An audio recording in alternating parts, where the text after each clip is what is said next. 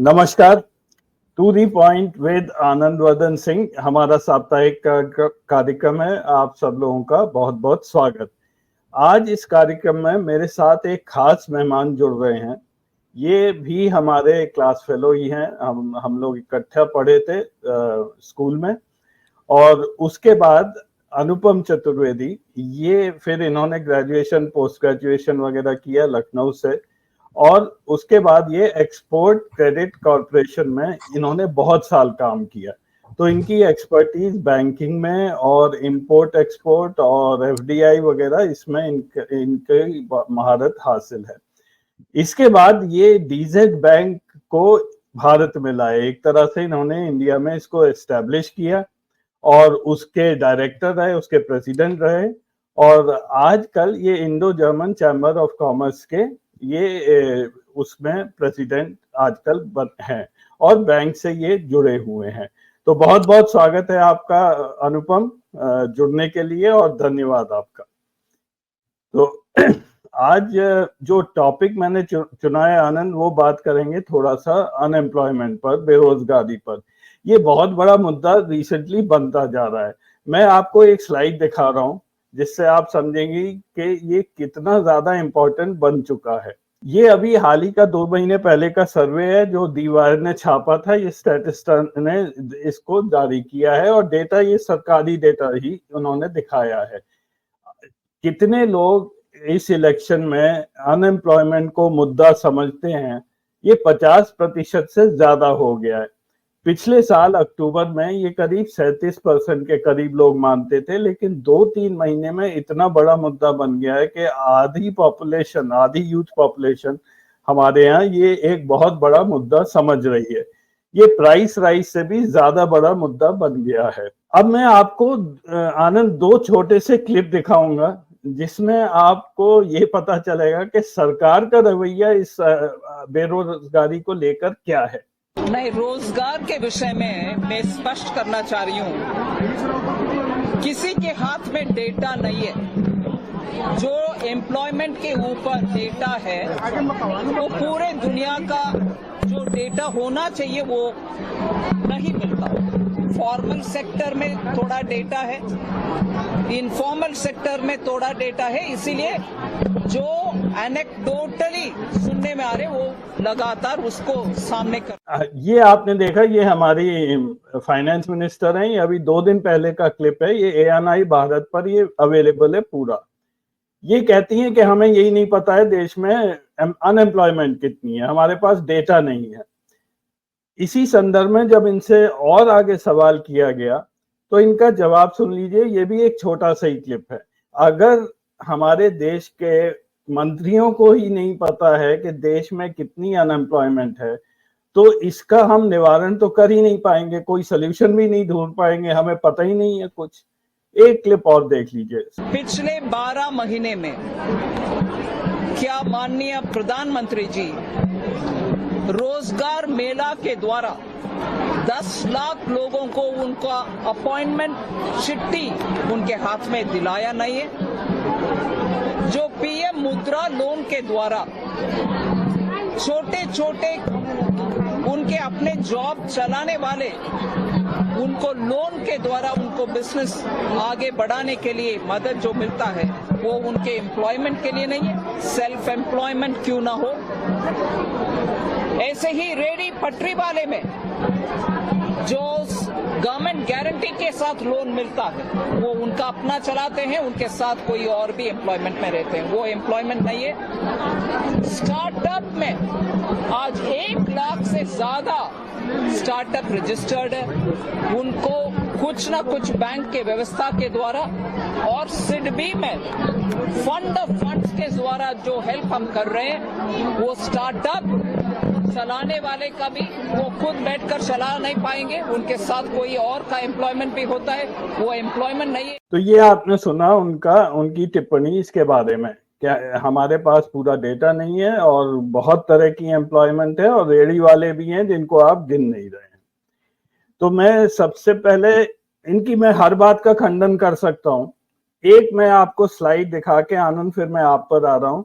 ये कहती हैं डेटा नहीं है, ये ministry of statistics and implementation programme का ये साइट है, और इसमें सबसे पहले अगर आप देखेंगे की एम्प्लॉयमेंट इंडिकेटर्स फॉर 2023, ये पीडीएफ फाइल है, कोई भी डाउनलोड कर सकता है। डेटा इन्हीं की हमारी सरकार के वेबसाइट पर अवेलेबल है और बिल्कुल अच्छी तरह अवेलेबल है। अप्रैल में मैं आपको फिगर्स बता दूं कि ये 8.7% अनएम्प्लॉयमेंट रेट हो गया है, पिछले एक महीने में 1.5% बढ़ गया है। तो आनंद, मैं सबसे पहले आपकी इस पर टिप्पणी चाहता हूं कि ये हम लोग किस तरफ जा रहे हैं। Anand ji, thank you so much. And Anupam, आपका बहुत बहुत स्वागत है। मैं अनुपम के बारे में एक बात और बता दूं कि ईसीजीसी में इनका जो सबसे बड़ा अचीवमेंट ये रहा कि इन्होंने अपनी एक बैचमेट से शादी की, तो वो शायद मेरे ख्याल में his biggest achievement of ECGC other than whatever he did during his वहाँ के रहने में। खैर, on a serious note, मुझे एक तो चीज ये लगती है कि मैं इसका पॉलिटिकल, मुझे जो ज्ञान है मैं वही कर सकता हूँ। निर्मला सीतारमण जी वित्त मंत्री के पद पे बैठी हुई, और मैं इस बात को इसलिए कह रहा हूं कि भाई वित्त मंत्री के पद पे दो तरह के लोगों को होना चाहिए, मेरी जो समझ है।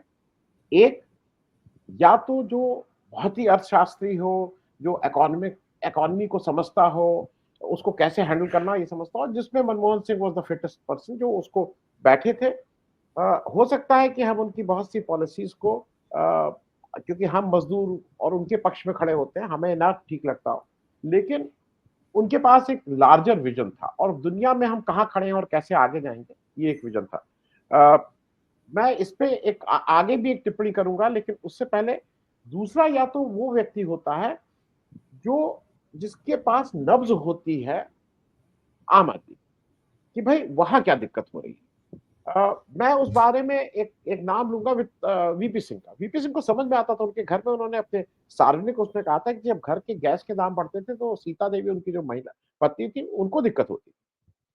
अब ये जो निर्मला सीतारमण जी कह रही हैं कि डेटा नहीं है, तो डेटा देने की जिम्मेदारी किसकी? मैं तो अभी इस पे आ रहा हूं कि है या नहीं है। Who is responsible? If the cabinet minister, if the union cabinet minister of this country says data नहीं है, तो सारी जिम्मेदारी आपकी है। आप निकम्मे और अकर्मण्य हो अगर आपने ये काम नहीं किया। लेट मी बी, मतलब मैं इसको इसलिए कह रहा हूं कि इसको सॉफ्टली कहने की कोई जरूरत नहीं। दूसरा, ये कहती हैं कि मेरे पास रेहड़ी और पटरी। अब अगर आप कुछ इस तरह का, आपके पास डेटा नहीं है, आप महंगाई इसलिए पता नहीं है, आप कहती हैं कि मैं प्याज खाती ही नहीं हूं, इसलिए प्याज का दाम कहां जा रहा है ये मुझे नहीं। ये सब लेम एक्सक्यूजेस है। आप लोकसभा इलेक्शन लड़ने की हिम्मत नहीं करती, आप ये कहती मेरे पास पैसा नहीं है। आपकी पार्टी में आपके प्रधानमंत्री जिनके नेतृत्व, वो कहते हैं कि टेम्पो भर भर के पैसा आ रहा है। मैं बात को कहीं और नहीं ले जा रहा हूं, मैं सिर्फ ये ले जा रहा हूं कि इस देश में अगर कोई रेहड़ी पटरी वालों को भी एम्प्लॉयमेंट मांगता है, तो भीख मांगने वालों को भी एम्प्लॉयमेंट मांग लेना चाहिए। क्योंकि इस देश के जो बड़े सिग्नल्स हैं, अनुपम बंबई में रहते हैं, आप हैदराबाद में रहते हैं, और मैं दिल्ली रहा हूं बहुत वर्ष। आप जाके लखनऊ में भी किसी चौराहे पे भीख नहीं मांग सकते हैं, वो कॉर्पोरेटाइज हो गया है। उस चौराहे का ठेका है, उसका एक ठेकेदार है, और अगर आप कहीं नहीं, वो भी एम्प्लॉयमेंट देता है, तो वो ठेकेदार बिल्कुल एम्प्लॉयमेंट देता है। वो भिखारियों की लाइन लगी रहती है, आप किसी सिग्नल पे देख लीजिए। तो मेरा ये सिर्फ कहना है कि मैं अनुपम से ज्यादा समझना चाहूंगा इस विषय पे। ये सब excuses, let us now talk today of solutions. ये क्यों नहीं दे सकते हैं, क्यों नहीं है, ये आपका बड़बोलापन है, आप इसमें फेल हुए हैं। लेकिन अनुपम से जो मैं समझना ज्यादा चाहूंगा, और अजय आपसे भी, सोल्यूशन कहाँ, वेयर इज द आंसर? क्योंकि ये तो बहुत सुन लिया कि क्यों नहीं कर सकते। अनुपम। Thank you, Anand, and thank you for that introduction.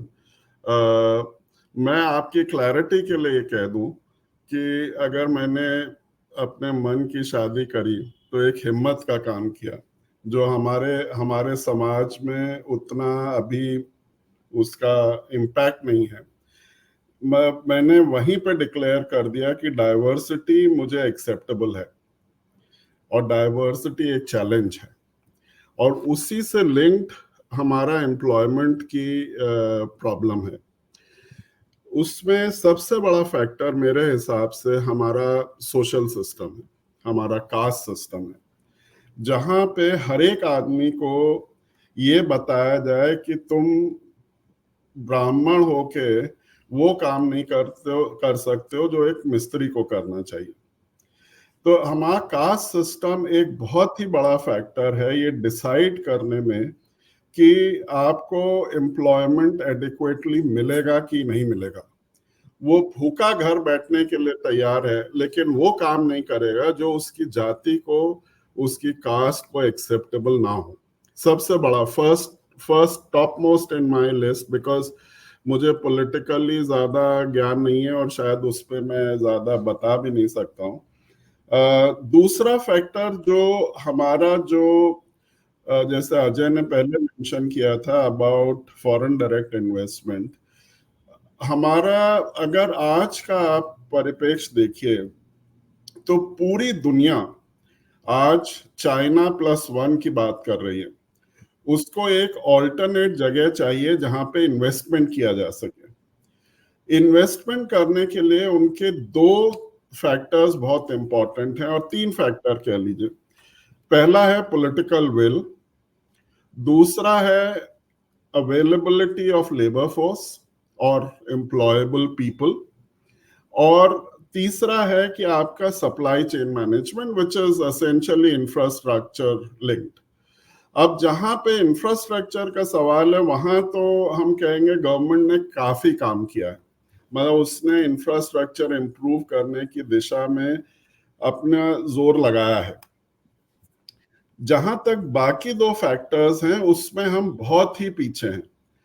आज को अगर मेरा ज्यादातर एक्सपोजर रहा यूरोपियन कंपनीज जो इंडिया में ऑपरेट कर रही हैं उनके साथ, अगर आप देखिए तो वो सारे लोग अपना इन्वेस्टमेंट इंडिया में 5 गुना बढ़ाना चाहते हैं।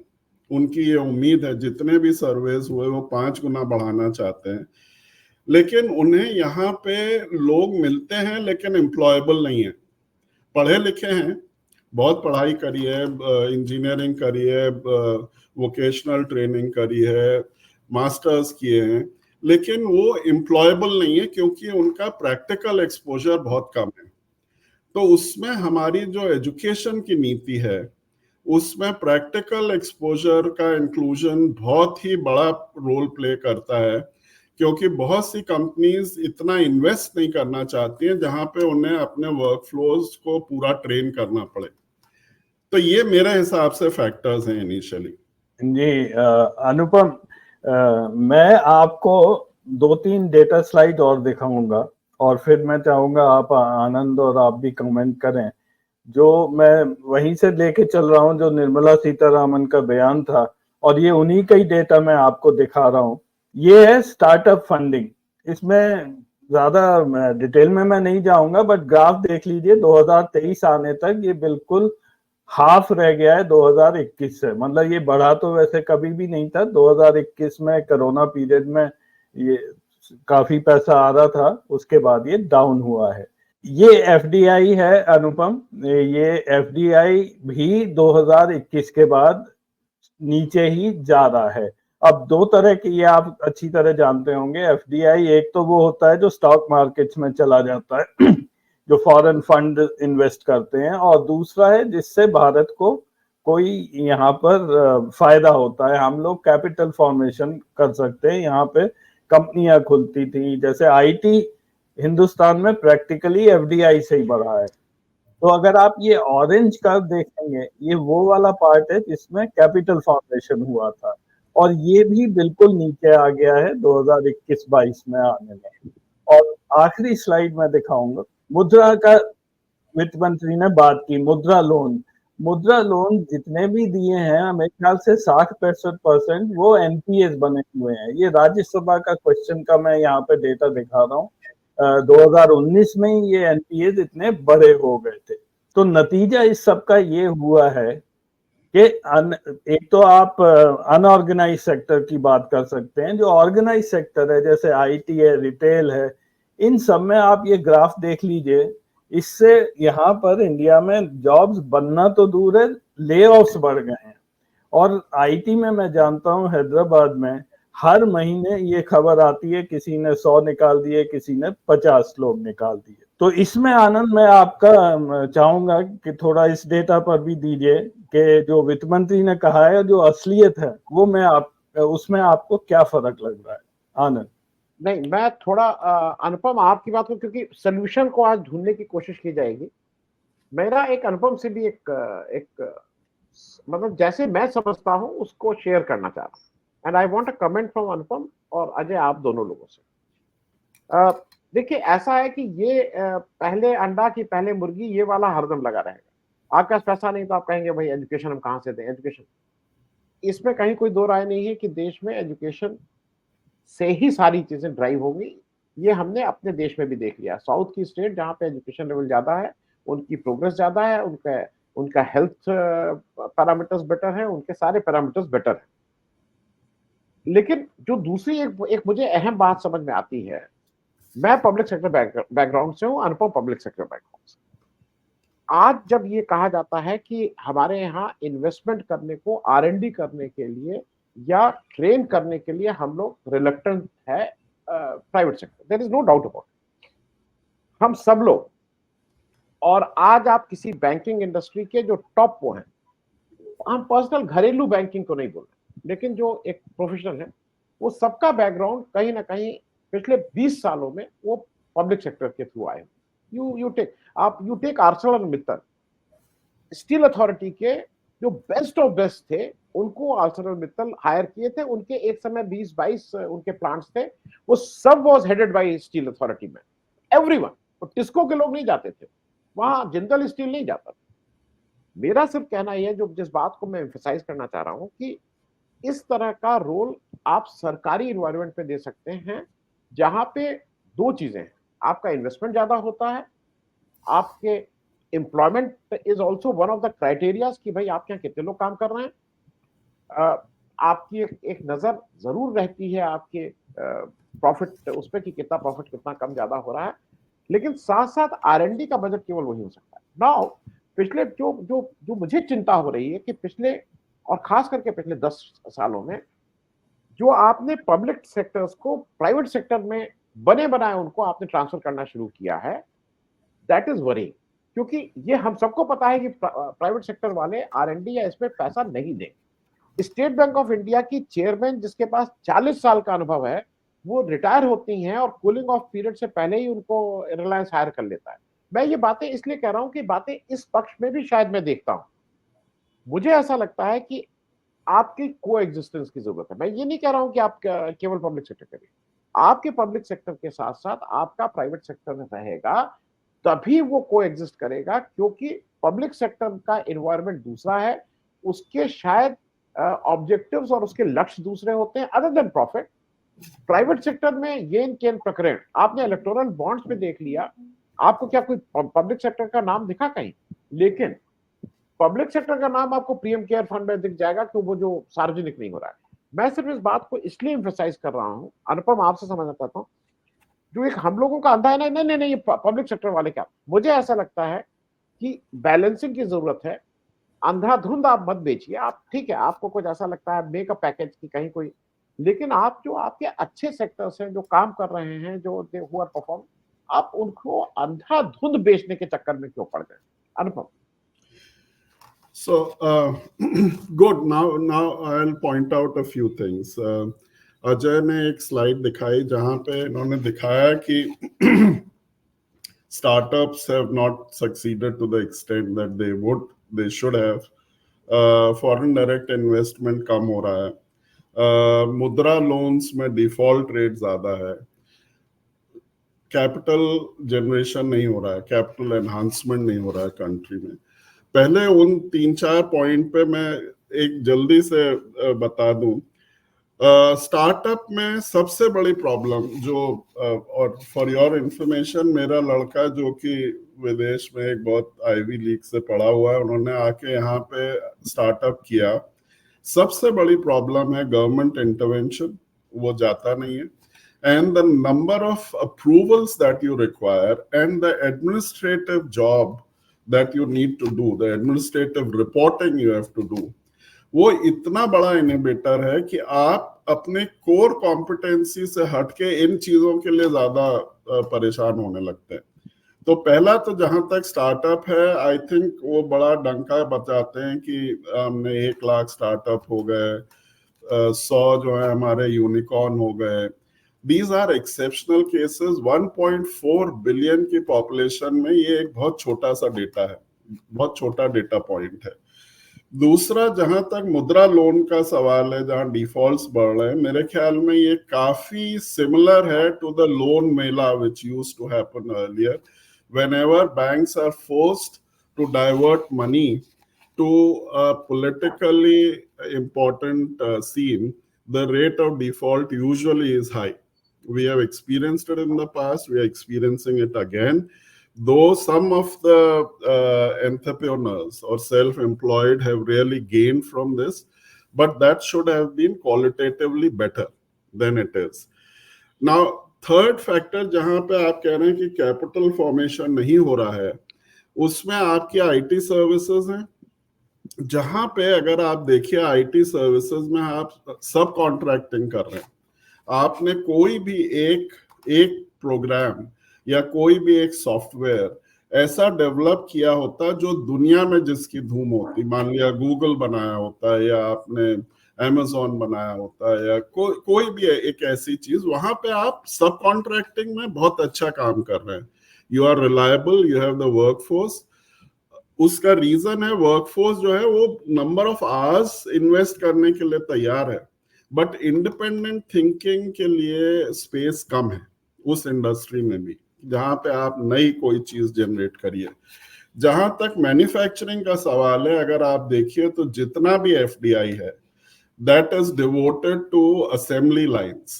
There is no pure manufacturing which is happening here. We are only assembling. चाहे आप एप्पल को देख लीजिए या ऑटोमोबाइल्स में देख लीजिए, वो जरूर कहते हैं कि उससे हमारा इंडिजिनस कंपोनेंट बढ़ना चाहिए। वो बढ़ता है धीरे धीरे, but does not create so much of employment. Now the other factors. One is जो कि मैं अपने यूरोपियन एक्सपोजर से कह सकता हूँ जल्दी से, कि आपका जो हायर स्टडीज का कॉन्सेप्ट है उसको थोड़ा सा चेंज करना होगा, क्योंकि वोकेशनल ट्रेनिंग एक अपने आप में बहुत बड़ा फैक्टर है to create higher level of employment, जिसकी रिस्पेक्ट होनी चाहिए। और हर एक बच्चे को ये नहीं बताना चाहिए कि अगर तुम हायर एजुकेशन में नहीं जा पाए तो तुम इनकॉम्पिटेंट हो। So that is as far as education, and in Germany, just as an example, at the level of 4th standard, they decide whether you are capable for going for higher education or not. Otherwise, you go into the vocational stream, and both of them earn equally well and live equally well.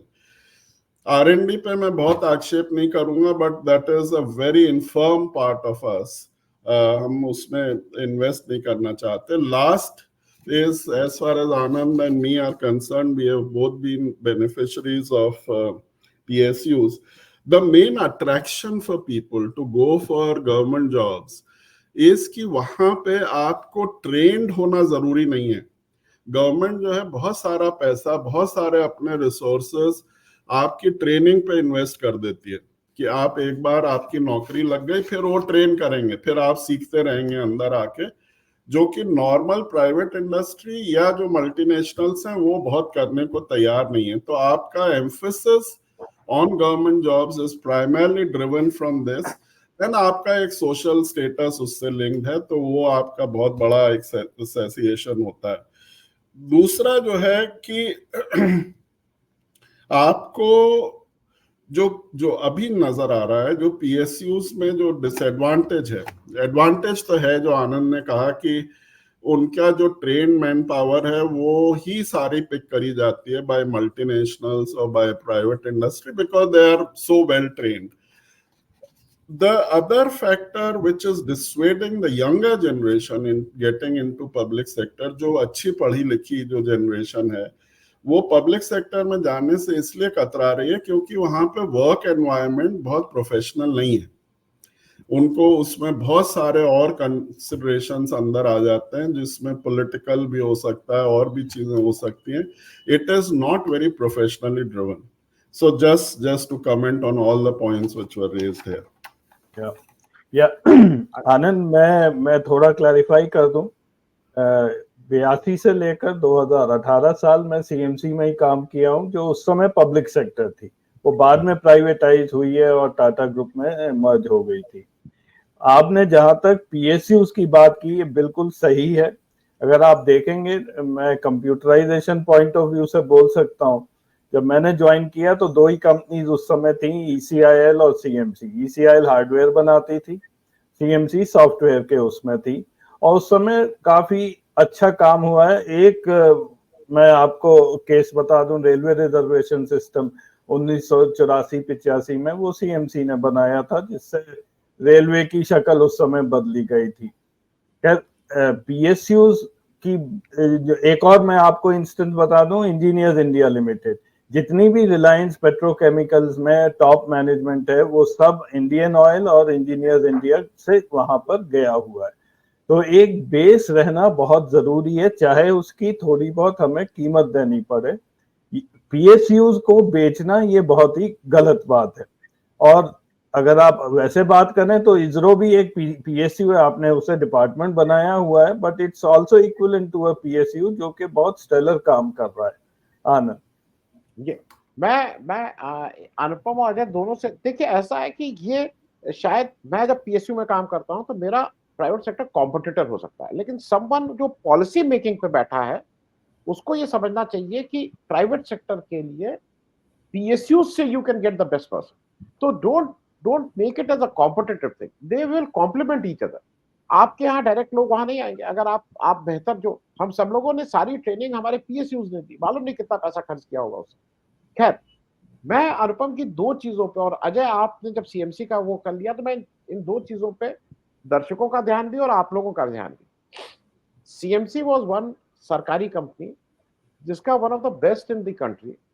आपने उसको क्यों बेचा ये नहीं समझ में आया, क्योंकि इस देश में आज जब दुनिया कह रही है कि अगला जो युद्ध होगा वो बॉर्डर पे नहीं होगा, अगला जो भी युद्ध होगा दो देशों के बीच में, वो सॉफ्टवेयर में होगा, वो डेटा में होगा, वो वहां पे आपको आपने अभी देखा था कि एम्स में सारा उन्होंने डेटा ही हैक कर लिया था. वो इस तरह की चीजें करेंगे. मुझे एक चीज, मतलब कभी कभी आप देखिए तो आपको ताज्जुब होता है. मैं एक यूट्यूब चैनल चलाता हूँ, अजय उसमें रेगुलर पार्ट करते रहते हैं. अब कभी हमारा बहुत अच्छा चलता है, कभी आपको दिखता है कि इसको रोका जा रहा है. मैं पॉलिटिकल चैनल चलाता हूं तो इसलिए वो समझ में आता है कि भाई ठीक है, किसी को कुछ नहीं अच्छा लगा तो उसको. एक अजीब सी चीज है जो अनुपम कह रहे हैं कि हम लोग सॉफ्टवेयर की बात करते हैं, हमारे पास आज एक भी मीडियम नहीं है. We have a zero medium on which we can go on social media. Everything is controlled by America, everything. आप इंस्टा ले लीजिए, फेसबुक ले लीजिए, यूट्यूब ले लीजिए, आप व्हाट्सएप ले लीजिए, आपके हाथ में कुछ नहीं, कुछ नहीं. और ये समझना इस देश को जरूरी है. चाइना ने गूगल नहीं लिया है, चाइना ने अपना डेवलप किया. चाइना में you can not use Google. आपके देश में जब तक ये बात नहीं आएगी, आपने कू बनाने की कोशिश की थी, आपको लगा था कि नहीं कू आप कर रहे थे, और सारे सरकारी लोग कू करने लगे थे, मोदी जी उसको ड्राइव कर रहे थे. क्यों अपने लोगों के साथ क्यों झूठ बोला जाता है? क्यों नहीं इस देश में आज ये अमेरिकन डिसाइड करता है, कोई गोरा डिसाइड करता है कि मेरा चैनल 10 लोग देखेंगे कि 100 लोग देखेंगे. ये they are decided. There is nothing जो हमारे या आप क्या किसी के हाथ में. नंबर 1. नंबर 2, जो अनुपम ने एक और बात कही, असेंबली लाइन ऑफ मैन्युफैक्चरिंग. देखिए, आप लोगों को बेवकूफ बनाने के लिए कुछ भी कर सकते.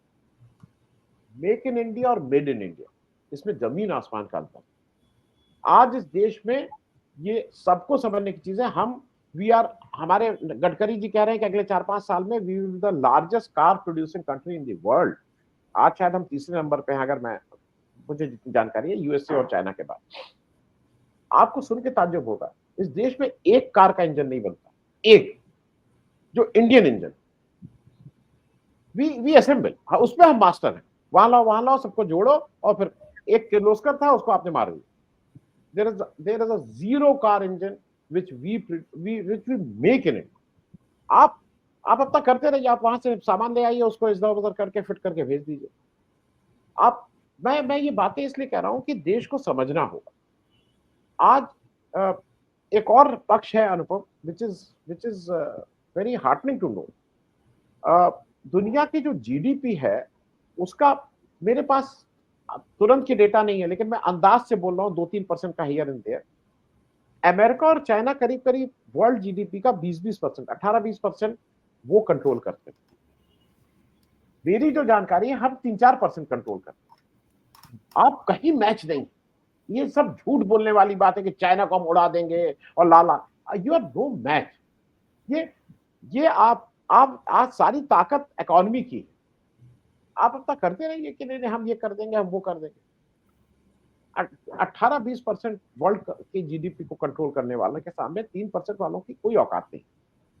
मुझे ऐसा लगता है कि अभी भी देरी नहीं हुई है। It is the right time कि आप अगर अपनी मैन्युफैक्चरिंग को नहीं करेंगे, अपने इंडिजिनियस उसको अगर आप सपोर्ट नहीं करेंगे, वो जो अनुपम ने कहा वो इज्जत नहीं देंगे। कितने इंजीनियर्स हैं जिन्होंने यहाँ करने की कोशिश की और फिर वो ठक हार के चले गए। हमारे आपके घर में लोग, no one wants to work in America. America में सब कुछ जितना कह लिया, आपके और हमारे घर के बहुत से बच्चे, लेकिन यहाँ उनको आके लगता है कितने बाबुओं के पास आप धक्के खाएंगे। मेरे यहाँ जीएसटी का वो इंस्पेक्टर आया, मुझे यूट्यूब से इनकम होती है, वो आया, उसने कहा अरे आप तो रिटर्न। हमने कहा भाई मैं जो मेरे पास डॉलर में जो पैसा आता है उसका मुझे टैक्स एग्जम्प्टेड है। क्या नहीं, तब तो आपका ऑडिट होगा। मतलब मुझे सुबह से शाम तक, चाहे वो बिजली इंस्पेक्टर हो, चाहे वो जीएसटी इंस्पेक्टर हो, मुझे कम से कम 8-10 इंस्पेक्टर आके करते हैं, और मैं जब घूस देता हूं तो वही इंस्पेक्टर साहब मेरी बुक भी बना देते। System is well defined.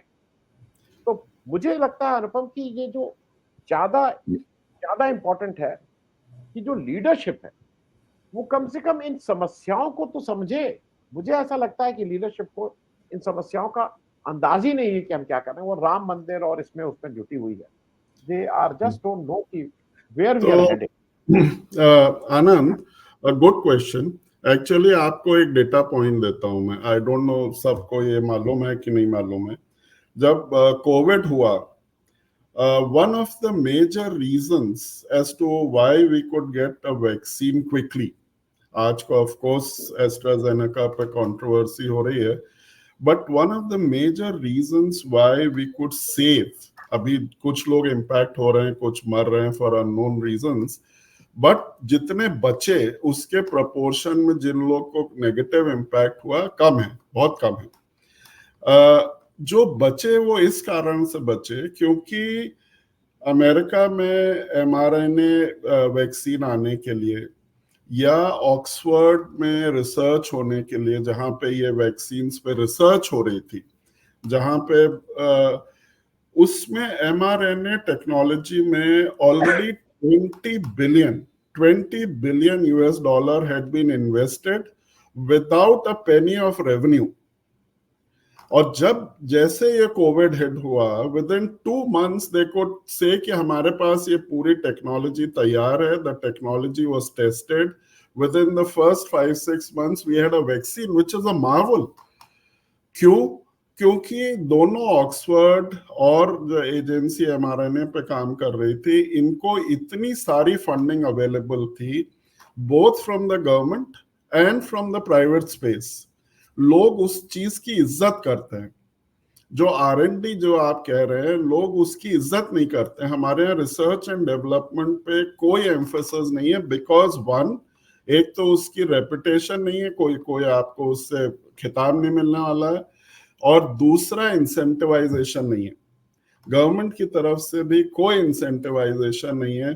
आज को अगर मैं फिर से वापस बताऊं, apart from this example, second world war के बाद पूरा यूरोप उठ के खड़ा हुआ सिर्फ इसी बूते पे, that they incentivise their industry to produce goods which are of global quality. नहीं तो खत्म हो चुके थे, they had gone completely flat. Germany वगैरह तो बिल्कुल फ्लैट हो गया था, तो उन्होंने इंसेंटिवाइज किया।